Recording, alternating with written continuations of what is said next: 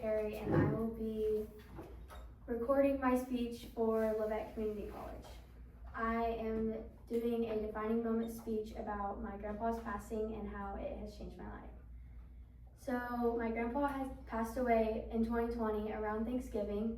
I was about 9 years old, and I remember the day that he passed because every single day he would pick me up from school and he would be the first one in line because he was very proud of that. And I remember walking out there and he wasn't sitting there waiting for me.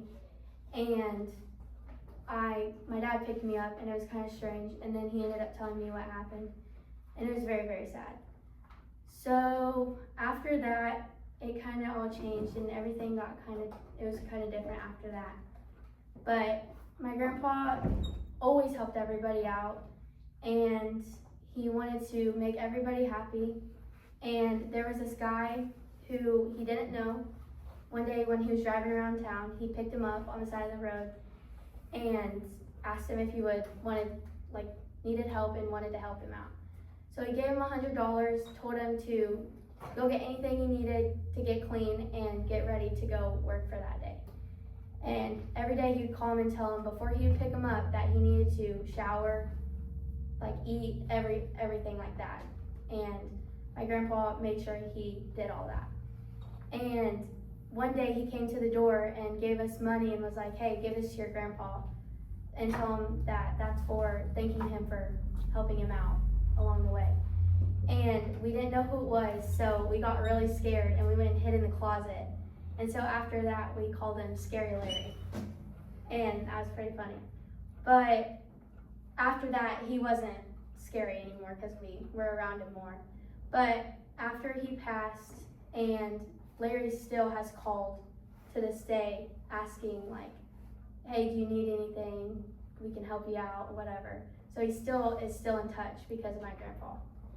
And my grandpa, he waited for every Friday night. He was so excited because he would always give us spending money because he knew for football games, whatever going on, he would always give us money. That's what he loved to do for us. And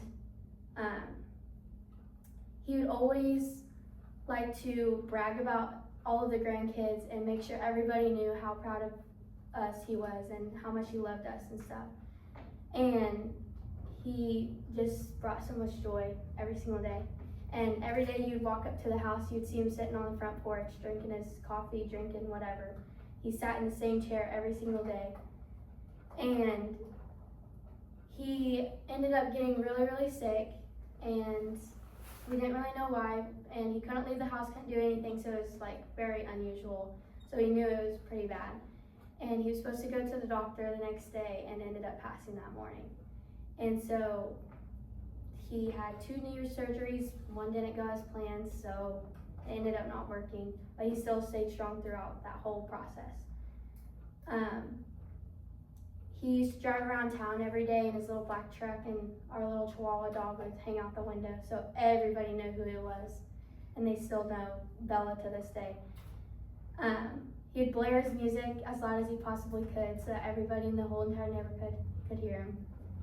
And he would always come down and ask us if we wanted to eat dinner, if we needed something, whatever. He was just always wanted everything to be the correct way. He would never let anything go.